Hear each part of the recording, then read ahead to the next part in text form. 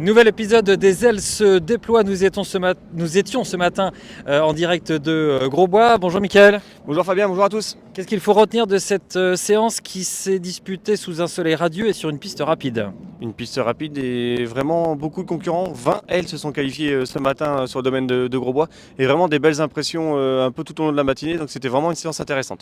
On fait le débrief et on lance tout de suite le lot numéro 1 avec une pouliche qui, dès le début de cette séance qui a commencé à 11h, a fait belle impression. Elle est entraînée par Frédéric Pratt et c'est une sœur de la classique Folelli. Exactement, par Bocador de Sim, beaucoup de vitesse, ça a été assez plaisante. Une 17 pour sa qualification. L'impression de son entraîneur, Frédéric Pratt, à notre micro. Oh, elle n'a pas d'histoire. Au début, elle était moyenne. Même cet hiver, elle n'était pas très bonne. Et puis, on l'a remis au pré. Et puis là, ça fait, je ne sais pas combien de temps qu'elle est revenue, là, 2 mois et demi. Et puis, plus elle travaillait pour les qualifs, et mieux ça allait. Donc, c'est pas mal. Elle a de la tenue. Elle manque un tout petit peu de vitesse pour vis-à-vis des bonnes pouliches. Mais par contre, elle peut courir 2007-2008. Et puis, comme les Bocador, ils s'améliorent tout le temps. Donc, c'est ce qu'elle fait un peu, quoi. Ça sent l'étoile ou pas dans le journal? Oui, effectivement, c'est vraiment qualifié plaisamment. Elle a de la vitesse, c'est une bonne pouliche qui devrait bien faire dès les premières courses de poulain, je pense. On a changé radicalement de modèle dans le lot numéro 2 avec des poulains qui avaient beaucoup plus d'envergure que cette pouliche. Est-ce que ça t'a plu le lot numéro 2, Mickaël? Oui, l'O2 a vraiment bien plu. Lymphe d'Ocagne et Laure de Banville, deux ans qui ont fait vraiment une belle impression, un beau modèle. Et dans les allures, c'est vraiment beau à voir. Donc les deux, c'était vraiment bien.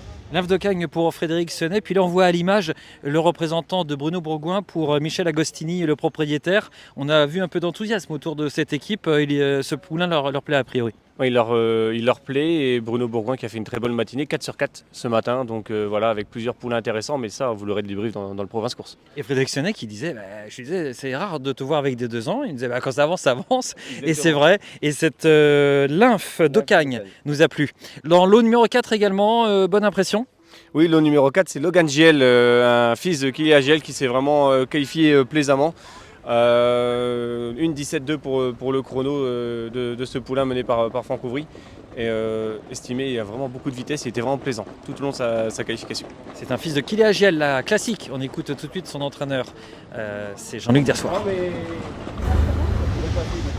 La mère classique, elle n'a pas tellement produit la mère d'ailleurs. Mais bon, celui-là, il a une vitesse de base assez intéressante. C'est un petit cheval qui me plaît beaucoup.